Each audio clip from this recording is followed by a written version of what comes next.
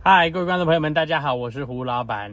我们今天来车上，主要是因为我的车子今天终于收到了最新的2024.27.25的软体更新啊。那这个更新里头呢，是一个大更新，主要是因为他们现在终于把智能召唤的功能下放到 Hardware 4的车上了，也就是我们英文里头讲的Actual Smart Summon。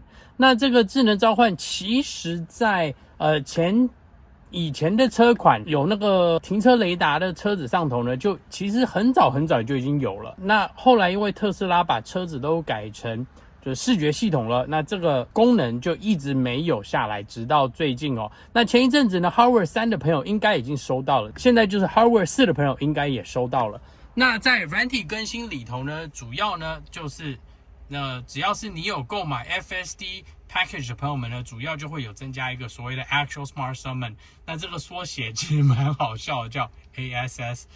OK，Anyway，懂英文的人就知道那是什么意思啊。那 Actual Smart Summon 里头主要的功能其实是主要分成3个大的啦。第一个其实它这边就是一个 Dumb Summon， 就是一个简单的召唤，就是前进跟后退。那在这里呢，另外2个功能，一个是你可以把车子召唤到你身边，或者是你可以把它召唤到一个指定的地方，主要是这3个功能哦。好，那我们今天主要就针对这个来做测试给大家看哦。那这边里头也有写，之后呢，它可以甚至是跟你的车库的开关做连接，所以表示说非常有可能以后会有自动停车。然后还有另外一个功能，就是现阶段的话，你要使用的话，你的手机上头有一个按钮，你必须是要一直按住的。那之后呢，它也会增加说是你不用一直按这个按钮，车子也可以使用这个智能召唤的功能哦。好，那现在我们就赶快测试给大家看看吧。OK， 我们现在先来开始做最简单的召唤了，就是前进跟后退。现在把那个手机里头的功能呢打开，并且呢，它在最下头呢就可以看到这个跟之前的界面一样，有前进跟后退功能。那我们现在因为车子在车库里头关，我们先叫它后退。好，大家就可以看到哦，车子这里明显呢就可以开始直接倒车出来哦。这其实使用呢跟之前是一样的。好，那我们手这边放开了以后呢，同样的，我们再把它往前叫回去。同样的呢，车子呢就会前进，把车子停回到车库里头啦。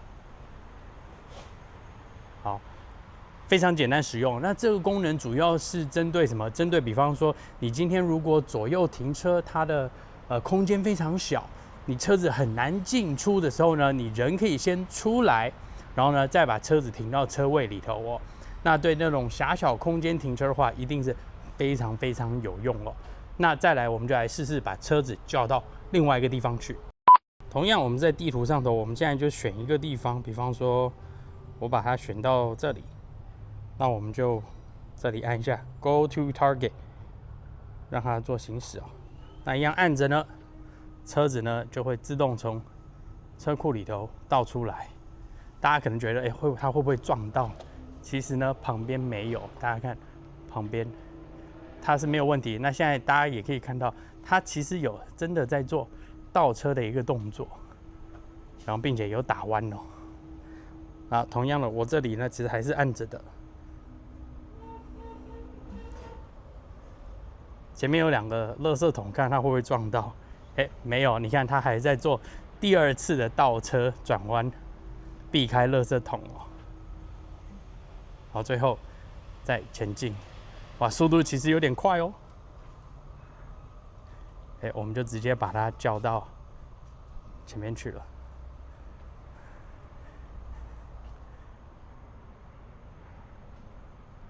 因为它到了嘛，那所以呢它就停了。真的蛮厉害的哦。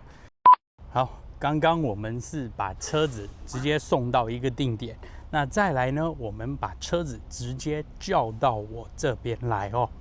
那同样的呢，我们的车子现在目前是停在那边，大家可以看到，荧幕上头呢一样是把召唤的叫出来。那它 GPS 呢就会直接帮你定位，比方说我现在人走远一点好了，我们走到这边，比方说我现在在这里，那直接把它车子叫出来。同样的，其实它的那用法是一样，也是说 go to target， 只是它的刚开始的时候，它的这个 target 定点呢会是设在你本身的 GPS 定位上头。那你今天可以随着我们刚刚之前一样，把它移到任何地方都可以。那同样我们车子是在那边嘛，我们直接把它叫过来，车子来喽。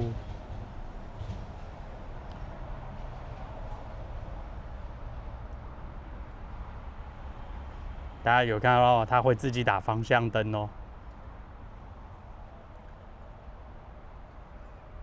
车子慢慢就自己就开过来了。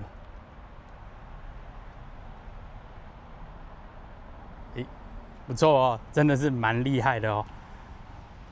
其实呢，这些功能呢，在之前的有 USS， 就是那个停车雷达的车子上头呢就已经有了。那我之前好几年前的影片也有拍过哦。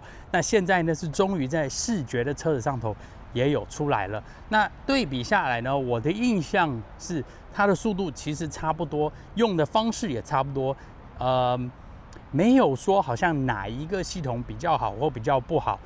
所以呢，不管你是 Hardware 3的视觉系统、Hardware 4的视觉系统，或者是早期一点 Hardware 3再加上停车雷达的系统呢，3个系统下来，每一个用起来都不错。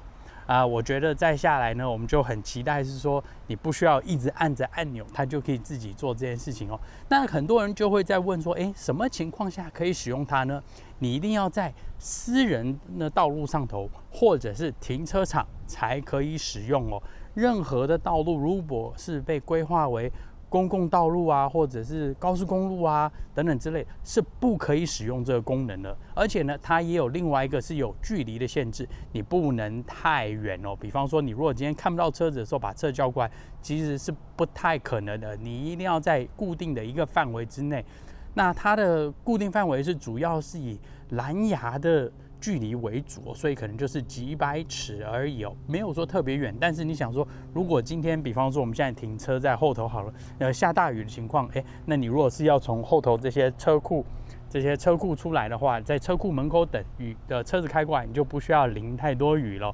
那其实有很多其他的地方也有这种好处，比方说你车子停得远一点，把它叫过来，或者是你有些行动不方便的年长长辈啊，这个功能对他们来说一定也是非常好用哦。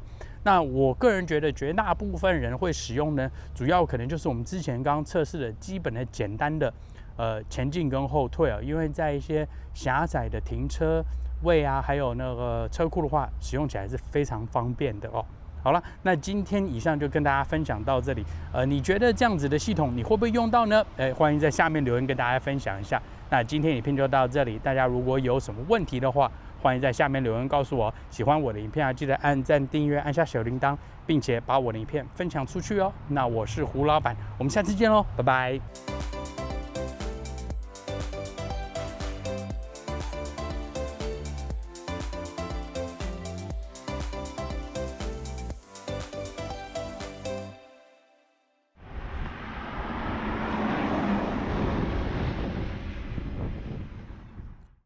我必须说啦，新的换新版 Model 3 Performance 白色配白色内装还是最漂亮。